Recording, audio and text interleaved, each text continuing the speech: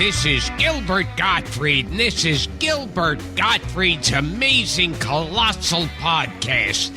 I'm here with my co-host, Frank Santopadre. Our guest this week is an actress, comedian, writer, and voiceover artist who's been working non-stop since the mid-'70s. She's been in hit movies like Wall-E, Up, Minions, Coneheads, The Flintstones, American Hot Wax, and Stardust Memories, and TV shows such as Saint Elsewhere, Third Rock from the Sun, The Oblongs, and Curb Your Enthusiasm. For 5 seasons, she was a cast member of the original Saturday Night Live, which made its debut 40 years ago this very month, playing unforgettable characters like Sherry the Valley Girl, Lena Wertemuller, and Connie Conehead, to just name a few. But if I may read an actual quote that she said in a newspaper, "My proudest moment, the moment that makes the birth of my children pale in comparison, is working with Gilbert Gottfried on Problem Child 2. Please welcome to the show the funny and talented Laraine Newman." I can't believe you dug up that quote. Darn you. Now my kids have to hear that. Yeah, you know, and I appreciate the wonderful thing you said about the movie. But when you said you wished that your husband had worn a condom just so you wouldn't have those children, so you could fully 100% appreciate working on Problem Child 2. Well, actually, I was pregnant during shooting that movie. I was 5 months pregnant. Yes, and Yes. this is what shows how much time has passed. I know. Oh, gosh. I ran into you at the Saturday Night Live 40th, and there you were with this young woman, and that was your daughter. Yeah, she looks like I did when I was on the show, except her hair is red. And, yeah, she's 24. Time marches on, buddy. Yeah. You know, and you'll see it in your kids when they elongate. Well, that's a whole other... I wish I could elongate. You wish you could. Yes, I do. Me too. Now, you remember we did Problem Child 2, I think in Florida. Yes, it was in Florida. It was Orlando, right, where Disney World is? Yes. The fabulous Disney World. Oh, yeah. Yeah. I think I also have pictures of, I know that John Ritter and Amy Yazbek decided that we had to go to an alligator farm, too. So I do have a picture of myself in an alligator farm. Oh. Don't you love that story? See Moving that, on. Yeah, that was an exciting story. Well, we've been talking to Laraine Newman, who went with John Ritter and Amy Yazbek to an alligator farm. Now, what was your... I mean, you got along great with John Ritter. Oh, yes. Yeah. It's funny. I just think that there was a scene in L.A., a comedy scene in L.A., while I was doing The Groundlings, where everybody seemed to be starting out. And, you know, everything kind of came full circle. Ed Begley Jr. was hanging around, and Rick Overton, and a lot of other people that, of course, I can't remember now because I'm a toothless hag, but... I was going to say that. You beat me to it. You know, it all seems to have... it's like anybody's bio. I'm reading this hairdresser, Terry White's bio, and, you know, she went to high school with all sorts of movie stars, and just all down the line. You just never know. And what I unfortunately didn't do any scenes with Jack Warden, but I was always a tremendous fan, the great character yeah, I actor. think we all were. So what was Jack Warden like to work with? Well, he was from the great generation, you know, the greatest generation, the ones that fought in World War II. But all I remember doing is just being a total fangirl when I was around him and saying, hey, like in that movie that you played the judge and you wanted to kill yourself, I mean, I don't think there was any other point of reference. It wasn't like he was going to ask me what music I was listening to. But he was a really affable guy. We had Michael Oliver, the problem child himself, on our podcast. Oh, yeah. Oh, that's great. I saw him, Larry, and I can't pronounce his last name. Karaszewski? Yes. They did a thing at Cinefamily here in L.A., where they showed the first one, which I had never seen. And by the way, Gilbert, you're fantastic in it, honey. Oh, thank you. It was so funny. It was really funny. And Michael was there.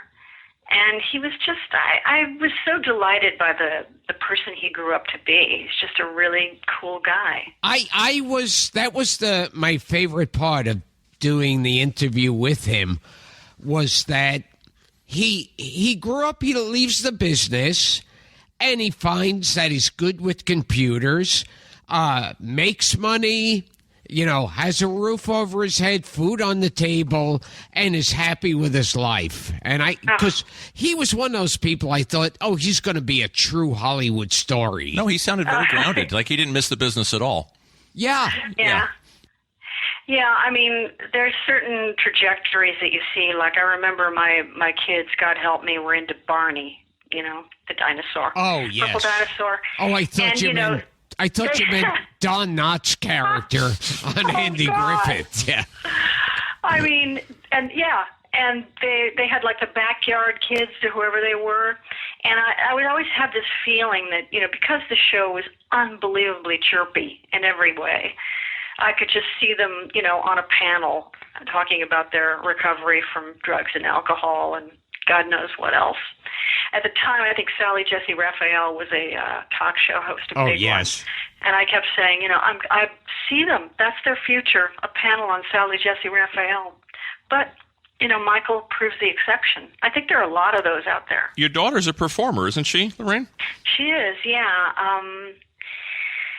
The Brooklyn scene is very interesting. There's a lot of really interesting creative stuff going on. I saw her in a show at the Annoyance Theater when I was there recently, and I couldn't even begin to try and describe the genre of this show. I mean, it was vignettes with a through line that was just weird but wonderful. Oh, so she's here. She's on this coast. She lives in Brooklyn. And can we get one Saturday Night Live story, the one with Christopher Lee? Oh, yeah. Well, the story goes is that I'm a huge horror fan, and I kept saying to Lauren, Christopher Lee would be a great host, especially since we had, in the early stages of the show, really off the beaten path people like Buck, Buck Henry. I mean, people Ralph didn't Nader. know from. Yeah, exactly. Julian Bond, yeah. Yeah, Julian Bond. I mean, Ralph Nader was pretty. He had a pretty high profile, but Julian Bond didn't. Right. And I don't think Candice Bergen was doing anything at the time. Oh, a lot of offbeat hosts in the early years, yeah. Yeah. So you were pushing to get Christopher Lee, who played Dracula, Frankenstein, and the Mummy in the Hammer films. Yeah, and of course, the first thing he announces when he gets to the show is, I will not play Dracula. I'm not going to play any vampires whatsoever. But he was a great guy. My God, he was a great storyteller. And speaking of horror films, I mean, we'll come back to SNL, Laraine. There's so much there to talk about. But let's talk. We've had Sarah Karloff on this show. We had Bela Lugosi. Oh, wow. We had Bela Lugosi's son, and we had Vincent Price's daughter recently. Because we're great. we're this. Like And more importantly, if she does it, we are about to get Janet Ann Gallo, who was the little girl in Ghost of Frankenstein with Lon Chaney Jr. Oh my God! Bet you didn't know that name, Laraine. Yeah. No, I didn't. I gotta say, my compendium of trivia about horror did not include that name. Like I said, if we're you pretty watch hardcore. Ghost of Frankenstein, you'll see her. Oh, yeah, I've seen Ghost of Frankenstein. I mean, I know the roles. I just didn't know her name. Yes. And I think that's great. I can't wait to hear that. Well, good. We'll tell you when it's up. Well, you're a horror film fan like us. So what did you what was your particular area of interest? I mean, was it the classic Universal movies, the Hammer stuff with Christopher Lee? It started with the Universal stuff because that was the first stuff I ever got to see. It was on TV. And I will never forget that logo, which was that glass globe spinning with the stars around it. Great. And I was so young that I thought that every movie that started that way was going to be a horror movie. So I would sit there watching this Western thinking, where are the monsters? Come on, this is boring, you know? And it was frustrating. Before the glass one, they had like a regular globe. Right, the old one with from the 30s. With the plane going around it. Yeah. But I mean, Universal was known as the horror studio. Right, they did have the unholy three, Frankenstein, Dracula, and Werewolf. Yeah, and see, I loved the old Universal monsters. I admired Christopher Lee and Peter Cushing, but never really got into the Hammer stuff. Neither did I. I mean, the thing that I saw him in was actually an Italian movie that was a comedy called Uncle Was a Vampire. And, it was, I saw it on TV late at night. It's how I discovered Christopher Lee. And it was probably one of the first horror comedies I'd seen. I mean, I'd seen Abbott and Costello meet Frankenstein. That was it. Favorite of mine.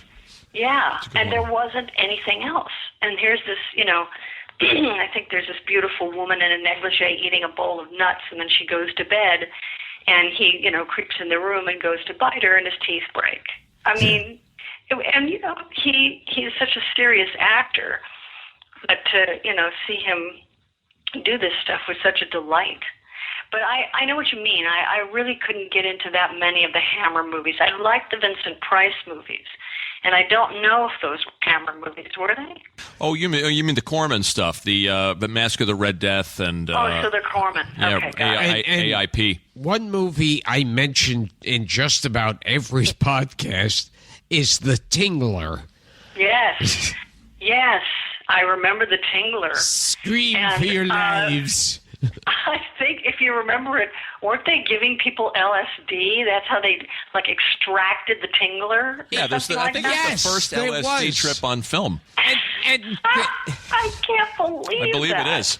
And there was one woman that they played tricks on, horror tricks, built monster makeups and stuff, and skeletons, who was a mute. So she couldn't scream to stop the tingler. That was the side effect. It's so cheeseball. Oh, God. And I think that, now, wasn't that a William Castle movie? Yeah, yes. Castle. Yes. He pulled those stunts, and I think it was there'll be a stretcher in the lobby, and I think they even wired up the chairs. Yeah, that was the tingler. Percepto. The chairs would buzz. Tingler. And then after all the screaming and telling people that this monster tingler will kill them if they don't scream, then Vincent Price goes, the movie will resume right away. That part I don't remember. Yes. That's fantastic. What else did you watch growing up? And you grew up in Westwood? I'm trying to think of who the horror hosts were when I was a kid. Let me I'm on the computer machine, so let me just look it up. We'll get to the bottom of this. Horror host. So you've officially become an old Jewish woman. Yes. Yeah, I got to supplement the lack of ability to remember. What else did you watch back then? Did you watch sitcoms? Did you watch adventure shows? I liked dramas. I liked Mission Impossible and Star Trek. Mm-hmm. What were the other ones? But I liked those, actually, and then I would watch, of course, Way, Way Out, which was the kind of poor man's Outer Limits, which was the poor man's Twilight Zone. But I really shouldn't say that about Outer Limits because it had some great, great stuff. And you know something? The Outer Limits, they tried to redo that on Showtime. Oh, yeah. With like a big budget Yes. behind it and the latest special effects.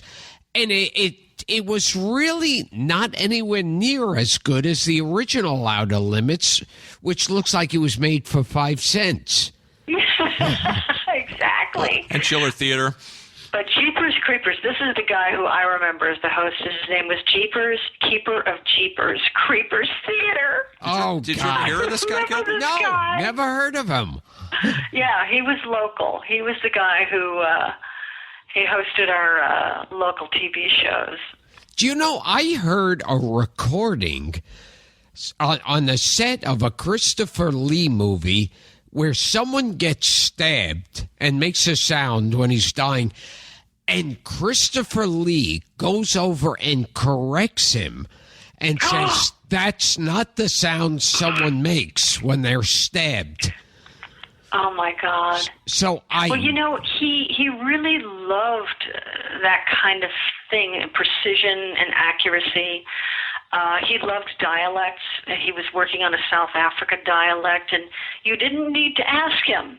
He would just do it, you know, which was great. And I heard he faced heavy battle in World War II, and he was in the liberation of the concentration camps. Oh, I didn't know that. And he I didn't know it either. Yeah, Yeah. he said that's why horror movies don't bother him at all, because he's witnessed real horror. Wow. It's interesting. I saw this article written... He was referring to Problem Child too. Of course he was. There was this great article written in this magazine called The Believer by a guy named Jason Boog, B-O-O-G, about... He interviewed a bunch of horror film people like Wes Craven and Stephen King, and a lot of them talked about how they... Toby Hooper, right? Oh, yeah. And they talk about how a lot of the really scary stuff was written during wartime. Like there was this famous radio show called Lights Out, and a particular episode called Chicken Heart, which is really gruesome, especially for those days. I heard that one. Yes. Yeah.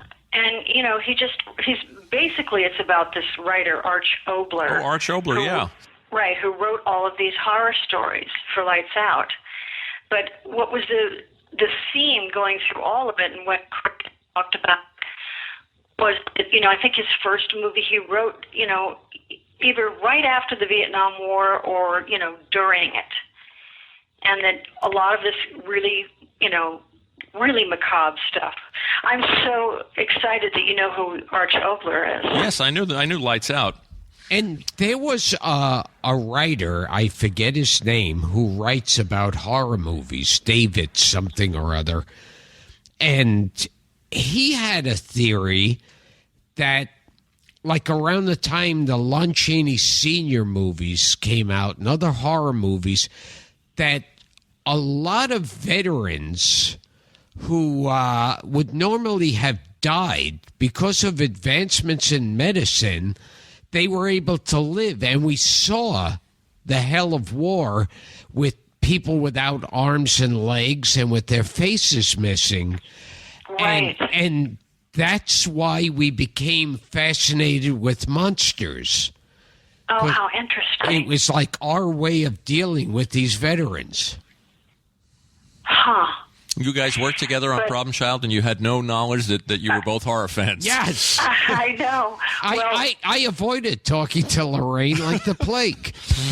Yeah, we were, there was a problem. Yeah. There was a big problem. Now, you studied mime? Yes, did you have to bring that up? Well, you didn't study it with just anybody. No, here's what happened. I had seen Marcel Marceau at Royce Hall, which is one of the theaters at UCLA, and when I was 16. And I really was absolutely dazzled by it, because I'd never seen anything you could do without words to get laughs, you know. And yeah, so I went backstage, and because I had no fear of anything, and asked him if there was someone in LA that could teach me. and he gave me the name of someone, Richmond Shepard, and he was really a great teacher. He knew a lot of technique, because when I ended up going to Marcel's school in Paris, I was one of the few people that had any kind of technique background. You know? Now I have to tell my co-host Frank something right now. Yeah.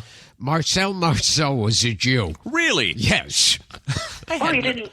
Are you guys being facetious? You didn't know? He was Jewish. Yeah, well, he worked. Oh, I know yeah. he worked with the French Resistance. He was what? I know he worked with the French Resistance during the war. Jew. True. Good tight. Gil, we should explain, Laraine. Gilbert has an obsession on this show of pointing out who's Jewish and who isn't Jewish. Who's Jewish? It's become you know a runner. something?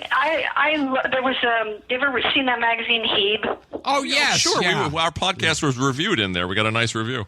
Oh, I love that magazine. HEEB. Yeah, and I don't know where I saw this, but it was an article called Jewtastic. Or it might have been, you know what, it might have been a film that was on, like, HBO or something. But, you know, I think the younger generation of Jews are very, like, you know, waving their flag and proud, which is so refreshing, you know, from the wish to assimilate and all that kind of stuff. And all the Jewish stars would change their names. Yes, absolutely. Oh, And now sure. you look at, you know, everybody, and nobody changes their name And anymore, they which is said, great. like, with old Hollywood, the whole idea of the white Anglo-Saxon family with the white picket fence, and it was invented by Jews writing those pictures. Right. Yeah, wanting desperately to assimilate themselves. Like they were making the Andy Griffith Show and Hee Haw and all those Yeah. things. Well, before that, Yeah. the schmata salesman who ran the studios. Oh, yeah. You know, Samuel Right. Goldfish. Yes, yes. You know, let's talk about the Groundlings, Laraine, Okay. and just a little bit. Gilbert was he delighted in the fact that you worked with Pat Morita and Jack Sue. Yes, One of our favorites. This was unique. A friend of mine wanted me to be his audition partner for CalArts. And when I did his scene with him, they offered me a spot there, too. So I thought, what the hell? I'll never get into any other college this way, or with the grades that I had. So I was there for about 3 months, but it was just not my cup of tea.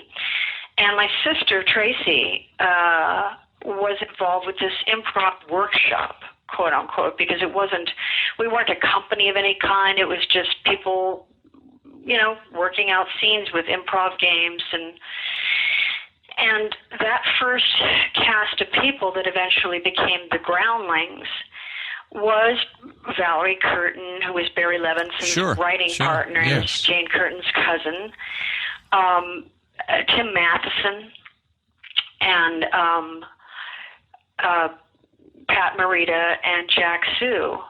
And I was so excited because I had seen Jack Sue in this great sitcom called Valentine's Day with Tony Franciosa, where he played this kind of swinging bachelor. And Jack Sue was kind of his wisecracking valet. Oh, God, I remember that. Wow. Yes. Valentine's Day. And that was my, because this was before Barney Miller. Yeah, the world knows him from Barney Miller. Right, but mostly. that's where I knew him from, and he was great. And then Pat, you know, was the hip nip. The hip nip? Yes. And God, we had some adventures. There's a restaurant that was on Sunset that was the Imperial Gardens, it was a sushi bar, and they had like talent night one day a week in a smaller part of the restaurant. And Pat and my sister and I would get loaded, smoke pot, and go and watch these talent nights, which were amazing. But, Well, he was a they were in the stand-up. company. People forget or don't know that Pat Morita was a stand-up comic. I remember Pat Morita. The hip nip. And Jack Sue. Jack Sue's also in a great Odd Couple episode. Oh, He's yes. a wrestler. He turns up in a lot of stuff. And Pat Morita was on an Odd Couple. Right, he was episode. the soldier that runs into Felix in the jungle. And wasn't he on Happy Days? Yeah, he was. Oh, yes. Yeah, he was Arnold. And Yeah. Also, you were on the infamous episode of Saturday Night Live where Milton Berle was the host. Oh, yeah, we talked to Alan about that. We'd love your perspective. Well, he was a big grouch. I remember we were posing for, Gilda Jane and I were posing for a photo with him. And he said, let's do a soft shoe. And none of us knew how to do that. I mean, Gilda later took tap lessons, but at that time, none of us knew that. And, you know, I can understand from his perspective, coming from his background, you know, vaudeville and things like that, you had to be able to do everything. But times had changed. And he said, well, you don't even know a basic soft shoe? Where's your talent? Wow. Oh, jeez. So, you know, he was Uncle Milty, who we all just, you know, idolized, and he was so mean. You know, I didn't have the privilege of seeing it. We're talking about his legendary cock. You knew Gilbert was going to go there before we even went there. Yeah, I got nothing. Yeah. I'm going to tell you now, I got nothing. Because I think Swibel says he saw it. He showed him his cock. Really good. His story was good. At least if you would have seen his stick, it would have made that week passable for you. Is that what you think, Gilbert? Yes. You go on thinking that. Yeah, it's Milton Berle's cock, for God's sakes. That would do so much for my morale. Yeah. To just know that there's a cock that big in the world. That's how our troops won World War II.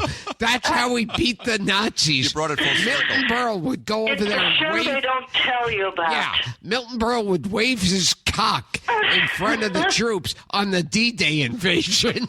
Oh man! Didn't Alan told us something that I don't know if you remember, where he was talking about what it was like his 70th year in show business, and he said below the frame he would just kind of like beckon the audience to applaud, to give him a standing ovation. Oh my God! Out of frame. You know, people that know SNL know that for years. That could be considered a bit, though, too. I mean, I don't know if you saw Tig Notaro's special, but she was saying, you know, I had this dream. I think that's what it was. She was saying, I had this dream I know that you're going to try and give me a standing ovation, but don't. Please don't. You know, and of course they did. But, I mean, she really played it so beautifully because she kept slipping it in there. She is funny. I don't want a standing ovation. Well, and SNL aficionados know that was the episode that Lauren tried to bury over the years. Yes. So the Milty I have episode. to figure that, you know, first of all, I only remember a couple of sketches, and I don't know.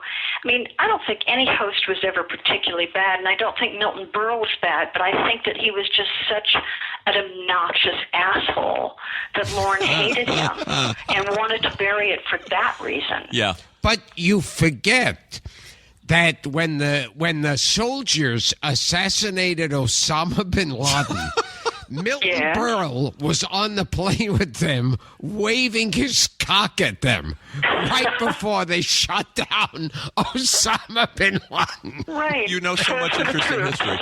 Yeah, that's good. Well, and it could be seen from land. Martians were pointing at it. That's why they're considering visiting. We don't need the Big Bopper in that fucking time capsule. Forget that. We want Milton Berle's schlong. Come on. Didn't you said no host was ever bad, but didn't the cast kind of mutiny when Frank Zappa hosted? Wasn't there a problem? Not to my knowledge, no. No. I mean, again, you know, everybody had a different experience. So it's like Rashomon situation. Right. I remember when we were told that Steve Martin was going to host for the first time, some of us didn't know who he was. And then, I won't name names, but there were some people that felt like because he came from stand-up, that he wouldn't be able to do characters, and he would work alone, quote unquote, if you know what I mean, in sketches, and wouldn't become what most hosts, the best hosts become part of the ensemble. And everybody was certain that he wouldn't. But of course, who had the last laugh? Well, of course, he was a writer, too, from Smothers Brothers. Yes. A writer, you mean, what do you mean? I mean, he wasn't just a stand-up. I mean, he was a sketch player from the Smothers Brothers show, and from the from the Ken Berry Wow show, he was a cast member with Terry Garr. For the four people that remember that. And what was your experiences there with what everybody seems to remember about Saturday Night Live saying, like, the amount of drugs? Well, again, it was considered a very benign thing at that time. Nobody really knew the bad side of those things. I can only speak for myself. I had a pretty bad drug habit, but I had it when I got there. It wasn't something that's like, oh, I can't deal with the fame. Where's the hell? It's such a naive notion to think that. And other people who had drug problems, they arrived there with them. So, I don't want to talk about anybody else, but I never performed high. I never was high on the show. But, I had a pretty bad problem. Well, you were just a kid. I mean, what were you? It was 1975 when you were in your early 23. 23. Yeah. And did the appearance that you did on the Lily Tomlin special that Lorne produced, was that how you came to his attention, Laraine? Yeah, that was a great experience too. It was very exciting, and it was I had nothing to compare it to because it was my first experience, but it was such a, it was all women. All the writers were women. Rosie Schuster and Ann Beats and. Yeah, Marilyn Miller. Marilyn Suzanne Miller, yeah. Yeah. Didn't Lorne tell you it was a 13-week run with a 5-year option, and you thought that, 5 years, that's never going to happen? Yeah, exactly. Yeah. That was what our meeting at the Chateau Marmont, where he was living, consisted of, is his telling me that, because I would never have gone to New York to, make my name. That would have been terrifying to me. People forget that it replaced Johnny Carson reruns. That used to be on that's what it was intent was. Saturday night, yeah. Yeah, that was the note, Now, the other host I hear a lot about was Louise Lasser. Uh-huh. Could you tell us anything about that? Well, again, it was a long time ago.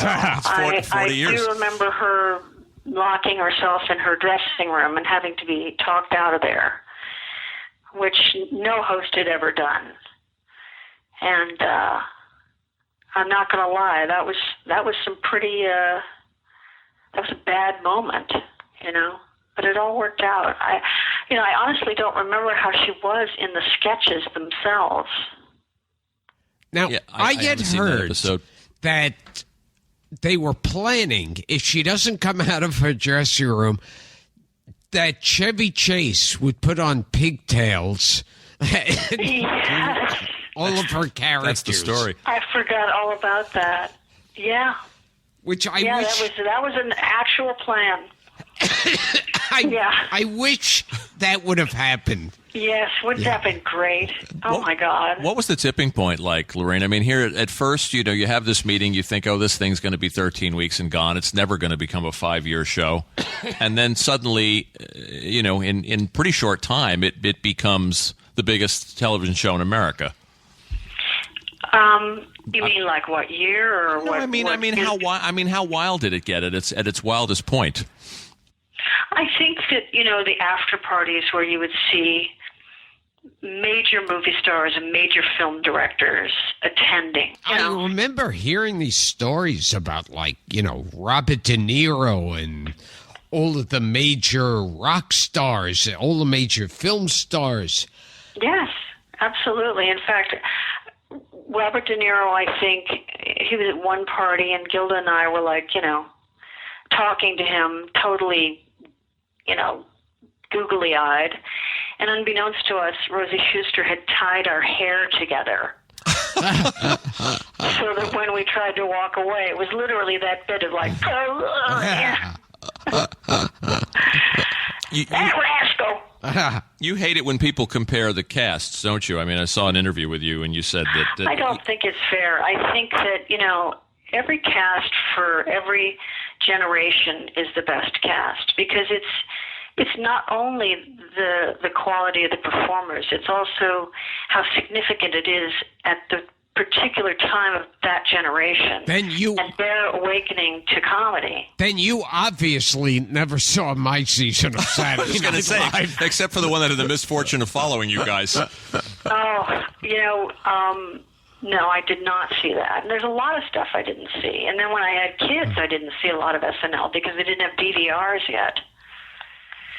Well, Gilbert, he says something very interesting. That what's your analogy about the Beatles? I said at that point they were already attacking us. Just the very that's just I don't know how anybody could have tolerated that. Because it was kind of like, I always say, it's like if in the middle of Beatlemania, the John, Paul, George, and Ringo left, and they got 4 other schmucks, and they said, they're the new Beatles, you better enjoy them. Really talented people, that's the problem. It's just that there were administrative differences in who was running the show, and I think Lorne is the one that has to run that show. You can't just take someone who comes from a different perspective and expect them to produce that show. Dick Ebersol actually did a pretty decent job, but other people didn't. And because it's like, I'll get in big trouble for saying this, but, I don't think just anybody can direct a horror movie. I think you have to be a specialist. That's why I didn't think The Shining was that good. I really didn't. Yeah. No, I'm not a particular fan. You like The Shining? What? I was asking Gilbert if he likes The Shining. I think I kind of like The Shining. Yeah. It doesn't deliver like the book does. Yeah. Yeah, and, whereas when David Cronenberg does a Stephen King book, you have The Dead Zone, which is unforgettable. Love that one. Oh, yeah. Did you... But then they did that awful TV miniseries of The Shining. No, The Shining. Oh, The Shining. Was that the one with Steven Weber? Yeah. In the lead? It was pretty bad. Yeah. Yeah, I agree with you about The Shining, Laraine. It plays. You do? I think it plays I think it plays like a black comedy.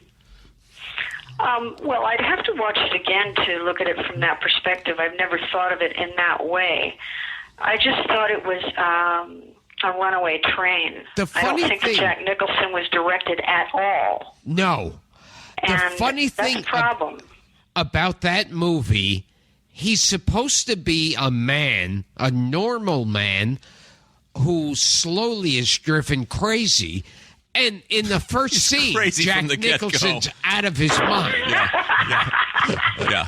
Maybe it needed a different actor like John Voight or somebody who was a little more normal and you could Well, but the thing is, if you remember up. the book, and I even think that they alluded to it in the movie, but they should have done it more, was that he had an incident where he hurt the child because he was a drunk. Right. So he was trying to quit drinking as he was trying to write his book. And that, I think, were the elements for, the guy, what is that thing of suffering quietly? I don't know. Quiet Desperation. Yeah. The Quiet Desperation. Right, the Life of Quiet Desperation. And was getting his help. This is a perfect segment to say Stanley Kubrick, who directed The Shining, also directed Full Metal Jacket, and we're desperately trying to find Papillon Susu. She was the trying girl. To find the girl. Lovely long time. Yeah. Girl? Yes. Yeah. That's his idea of a good guest for the show, Laraine. Even if it's just for like 5 seconds, we found her. That's an interesting goal, you guys. A really interesting goal. Yeah, I could end the podcast after It'll that. tell you about our lives. I have to ask you this. Somebody wanted me to ask you, Laraine. What was you've been asked this 100 times, and I know it's 40 years ago. But what was your fondest memory of the show? And by that I mean creatively. Did you have a moment where you thought, I'm doing really good work? That kind of state of grace. In terms of the ensemble, is that what you're talking about? Or just yourself. I mean, the Christy Christina character, Lena Wertmuller, the Squeaky Fromme. There's so many highlights. Was there a moment that you thought, boy, it's gelling, I feel good about this? Yes. I mean, but it's so long ago that I couldn't pinpoint. Mm-hmm. There are lots of sketches that I like, but the ones I like the most, I'm often not in. Interesting. But, the stuff that I brought from the Groundlings, that was my material and my characters, they really found a nice way to slip that stuff in, and I felt very at home with that. Which one in particular? I remember once when Danny wasn't there to play Leonard Pimp-Garnell for Bad Playhouse, they cast me as Lady Pimp-Garnell, and it was one of those things where I absolutely did not have a handle on that character until the air show. Didn't have it in dress rehearsal, but I had it for the air show. So those kind of moments are really thrilling. You were fun on those E. Buzz Miller sketches. Oh, thank you. That was a real guy. Yeah, was he really? Yeah, he that was I never a guy in Rangiroa, Tahiti.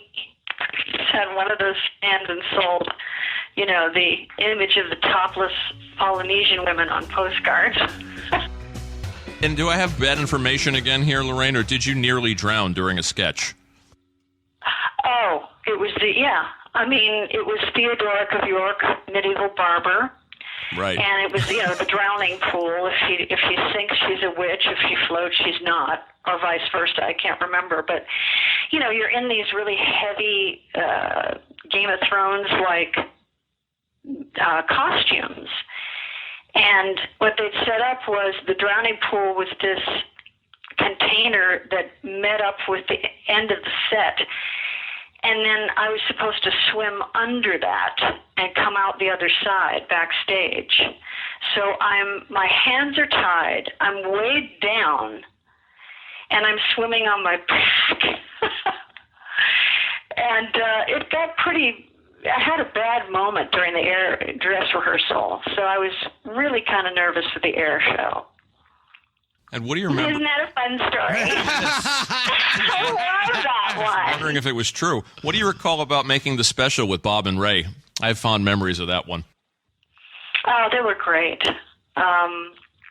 Bob and Ray and Laraine and Jane and Gilda. I know.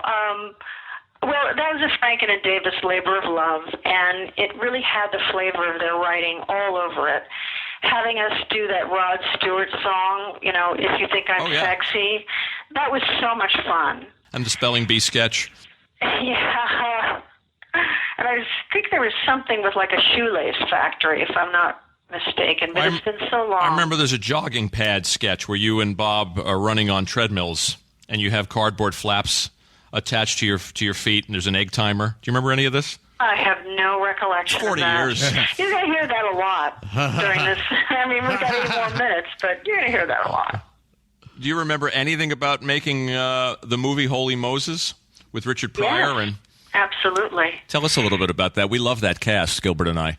Oh, yeah. James Coco cast. and Marty Feldman and Dom DeLuise. Oh, yeah. And Jimmy Coco. Right. Andrea Martin was in it. That's right. And Dudley Moore and Richard Pryor. I made terrific friends with Dudley Moore, and he was a riot. And we were on location in Lancaster, which is like up around Valencia, and there was nothing to do. And Dudley loved these cookies called pinwheels, which were they looked like little bundt cakes with marshmallow inside, and they were chocolate covered. And, the place, there was like a 7-Eleven right next to the motel that we were all staying in, and he would do this thing where he'd be walking for the motel and just kind of lean to the side and walk over to the 7-Eleven like it was, pulling him. And he could move very fast. It was very funny. But I remember, I was never imagined myself in the position of playing like a quote-unquote leading female role. So I was always uncomfortable with that. And I remember seeing the dailies thinking, I got to get some help, and consulting, I think, Cheryl Teagues, the model, and she recommended this guy. She said, if Colin can't help you, no one can. But the guy, who was the staff makeup guy, he was from that lineage of, the Bud Westmores and the not Bill Nye, but... I know who you mean. His name went out of my head. It is Nye. It is Nye. Yeah. But, It was Louis Nye. Not Louis Nye. No. Louis was doing my makeup. I'll think of it. I was saying, I need help. I don't think I'm looking good. And, the makeup guy thought I was impugning his abilities, and he said, I used to make up Marilyn Monroe. Well, I said, well, I'm not Marilyn Monroe. And, it's probably not difficult to make her look good. But it was a puzzle for me. And you got to work with Richard Pryor when he was still at his best and his strongest.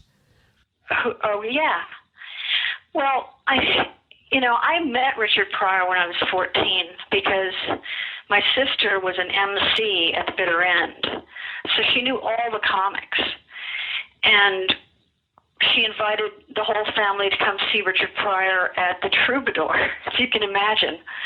I mean, this is when he was still wearing suits with skinny ties, and it was the 60s. It was the late 60s. And he was great, just right away. And I had seen him. A lot of my education came obviously from TV, but especially with stand-ups. The Merv Griffin show came on in the afternoon in L.A., and you would see everybody, and obviously Richard Pryor, but a lot of amazing John Biner and Barbuti and Pete Barbuti. There's a name. Oh my God, yeah. Yeah, and Jackie Leonard and Jackie Vernon.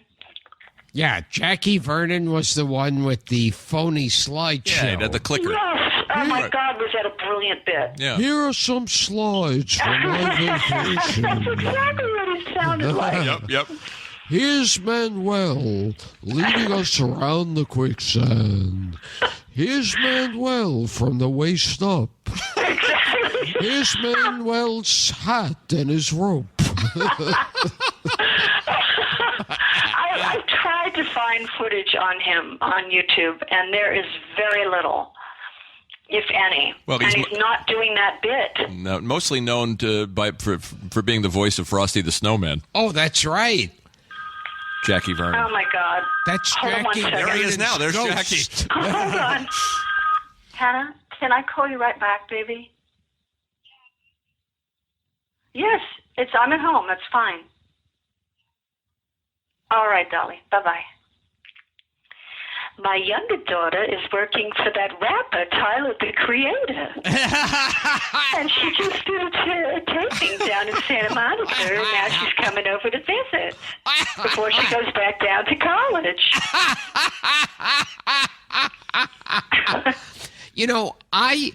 I worked with Pryor in his last film. I was there for about 2 weeks. With whom? I'm sorry. No, Richard Pryor. Yeah. Oh, okay, got it. His last film. I was there for about 2 weeks. Was that called Another You? Yes. The one with Gene? Yeah. I didn't make it to the final cut, which is just as well. It was a god-awful movie. But Pryor was so friendly to me. And like he followed me around like he was my biggest fan. He was fun to work with.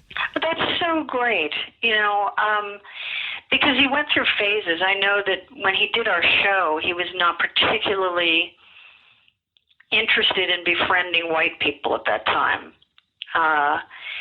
He had Paul Mooney with him, who's a great writer, and he was, because of Richard's stature, he was the only one that was allowed to bring a writer with him. And Paul wrote the Exorcist sketch. Oh, that's a fun one.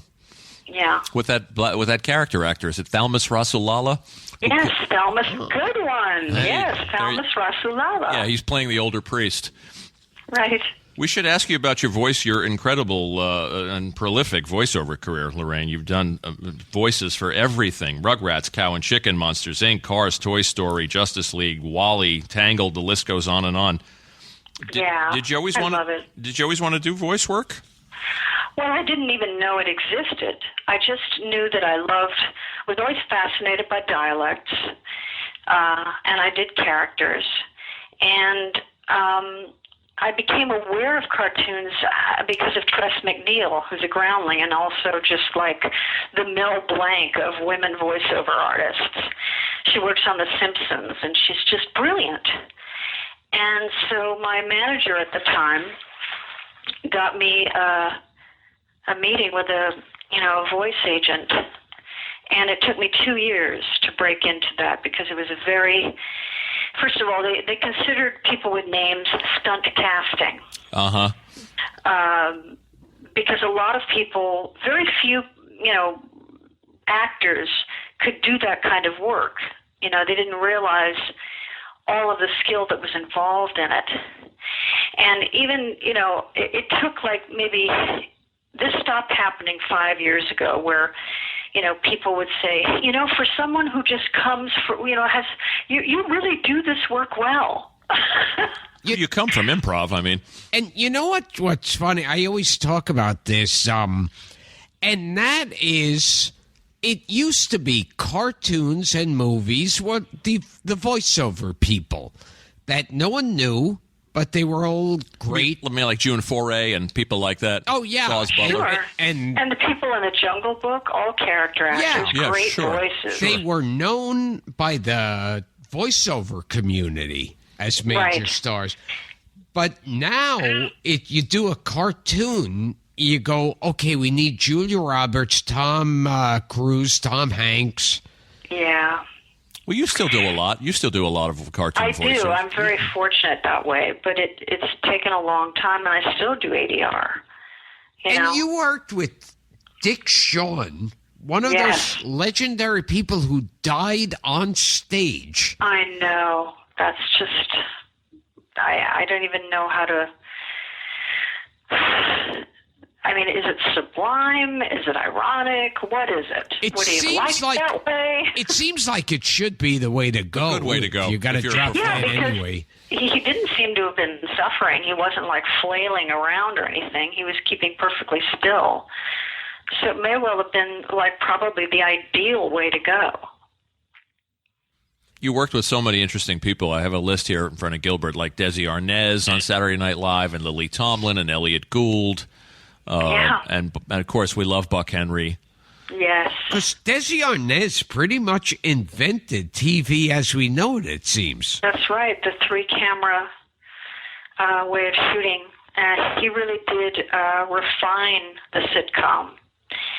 It's funny how, unless you're, I guess, maybe in our line of work and are interested in that kind of thing, I don't think people know that.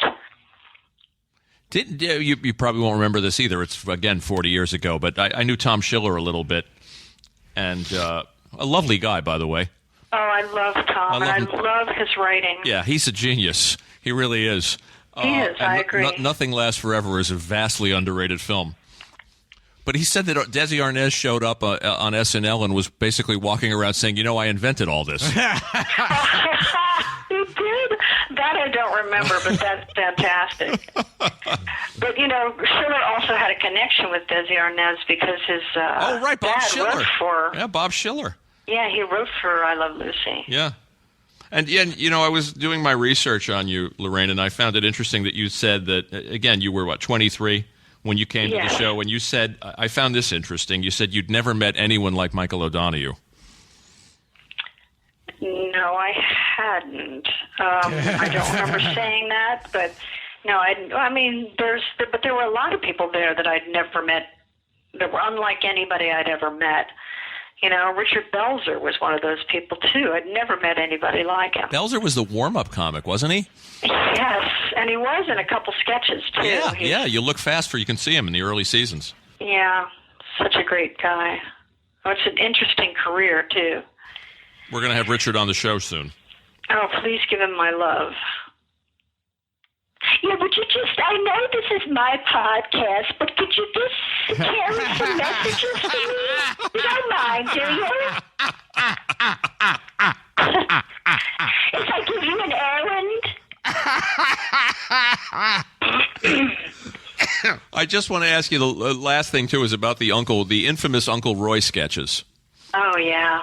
And then with Buck Henry. With Buck Henry. It's like basically... Yeah, oh my God, did we love doing them. Because we knew that they were so wrong. Now that I'm a parent, not sure. He was this perverted uncle. Yeah, for anyone who doesn't remember. You and Gilda were the two little girls that he would watch over, and he was this pervert uncle that would take pictures of you lifting your skirts up.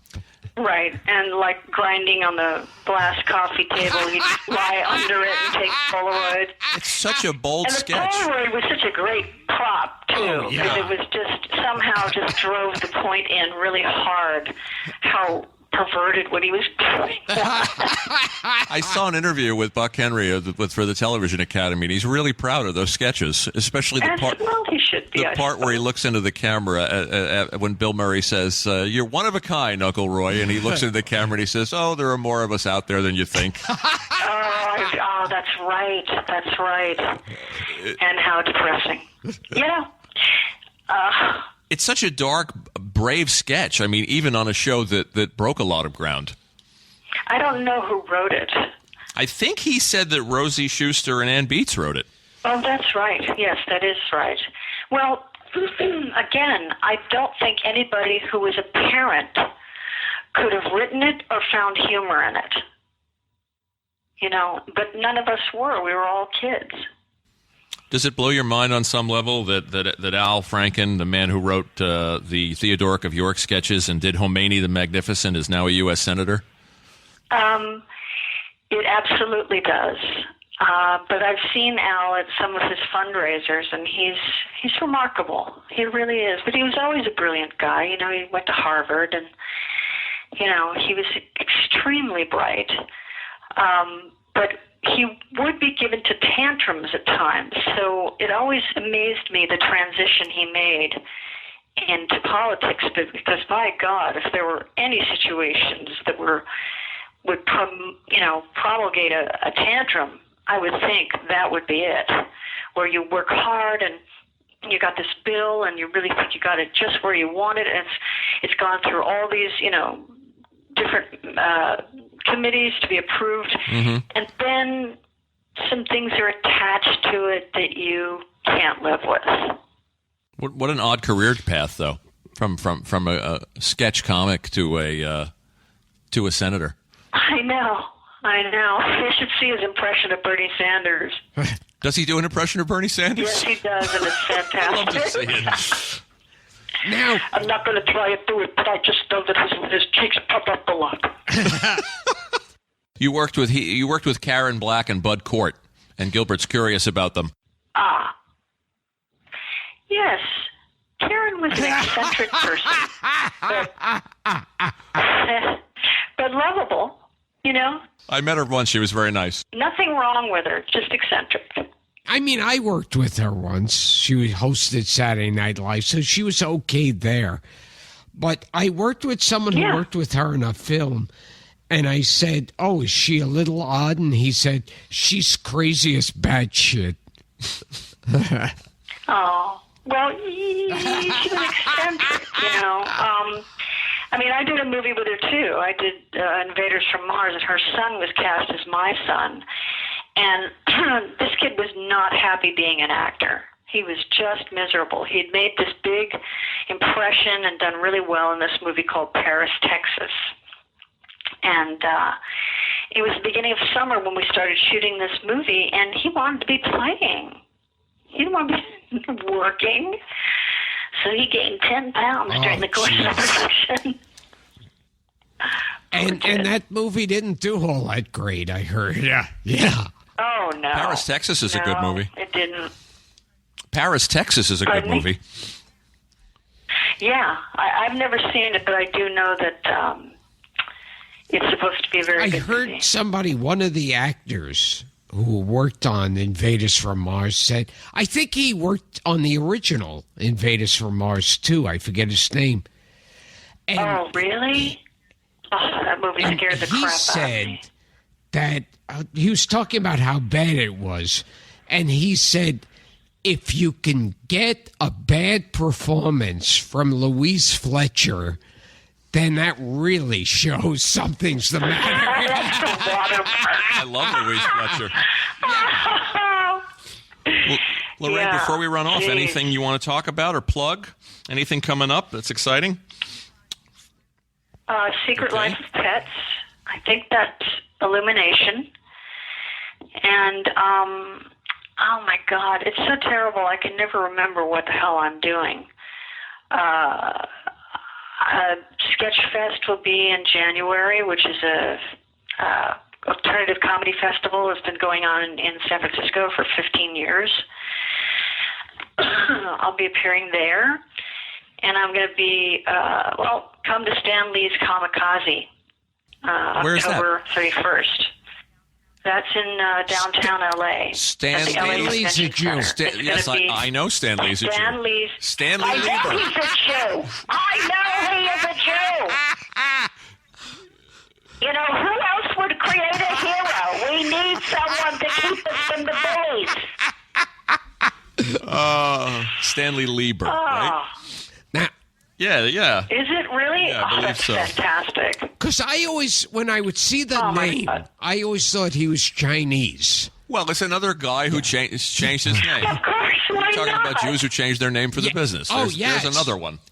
Okay, so I'm out of questions. So, this might not have anything to do with you necessarily, but throughout the news and on the internet, they were bringing up the Zabruta film, and they found something new that there's a part where someone opens an umbrella and closes it, and then Milton Berle waves his cock. And that's right. A second after that, they shoot Kennedy. Wow. So his schlanky was kind of part of the countdown to cue the I have sniper. no idea how many times Uncle Milty Schlong has come up on this show. Laraine, thanks for playing Oh along. my God. Well, I'm Gilbert Gottfried. This has been Gilbert Gottfried's amazing Colossal podcast with my co-host Frank Santopadre, and we've been talking to the very funny, talented, and most importantly, my co-star in Problem Child 2. Yes. Thank you so much, guys. I really do appreciate that. You have like that kind of archival knowledge about stuff that's interesting to you'd me. be the one. That's so great, and you really did major research. Well, we try. I A lot of it's appreciate wrong, that. but at least we do it. Thank you, Laraine. It was Thank you, Thank you, guys. Thanks Thanks for thinking of me. Laraine Newman. Bye-bye. Bye-bye.